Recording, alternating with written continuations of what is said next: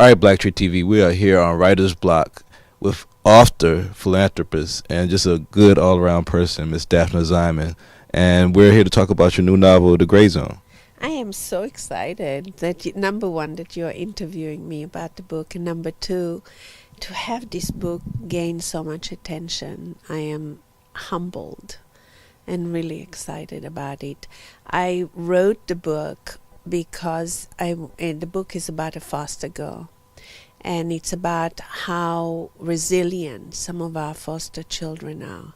And she, at 6 years old, she witnesses her mom's murder, and her father is wrongfully accused of the murder and put in prison, and he dies in prison. And she's thrown into the foster care system, and she's exposed to human trafficking, to abuse, to neglect.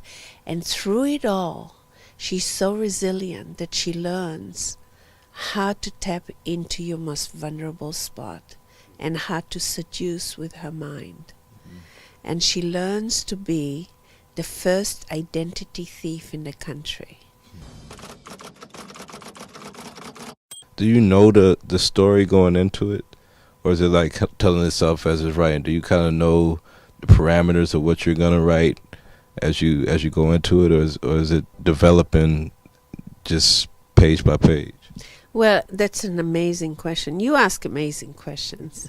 Yeah, it's very good question because obviously you have a sketch, you have your architectural plan for the book. Like you're building a house, you're building a book. But like a house, you have the vision, you have the visual of what you want the house to look like. In a book, or at least from my point of view, the story is what compelled me. I have seen so many of these girls in a foster care system. I'm a mother to one. I have learned how amazing these children are and how they have these extra talents. Actually, my daughter is a better writer than I am. At least I believe that so sincerely, because she has a language of her own, and she's gone through so much. I mean, by age 5, she was already in a whole bunch of foster homes, so those experiences, don't go away. They're there. And if you are creating from them, they're very real. So for me, it was tapping into things inside of me that I could bring into the character. And, I have gone through a lot in my life. So I was really happy to be able to kind of like say, is my character feeling like this? Is this what she would think? And all of this kind of makes you design a story and a book, because you are kind of like creating these people that become your friends. So is there any upcoming books next, or are you started working on? Yes. I'm writing a book right now. I'm about halfway through. It's called The Final Punch.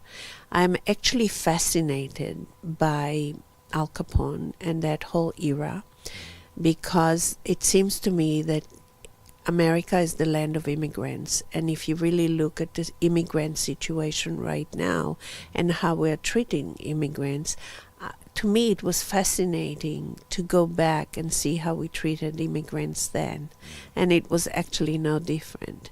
The immigrants came from all over the world, and they were basically used or slaved economically and abused in many ways, and yet they came because of the Statue of Liberty that told them all, give me your poor and your huddled, as long as they believe in freedom. And they didn't find the kind of freedom, but they had to fight for it. And in the process of fighting for freedom, they all dropped into world. America was a very thirsty nation at that point. And you know all the reality of alcohol and how alcohol was forbidden. And Al Capone and his gang took advantage of a very thirsty nation. And in it there were the burlesque houses and all the colorful characters of the Roaring Twenties. And to me, that era of America and the world is fascinating, particularly in New York and Chicago. Well, I can't wait to read this novel and this next one that you're penning and whatever else you have coming. It seems like you have a very creative and inspired mind. So Thank you so much.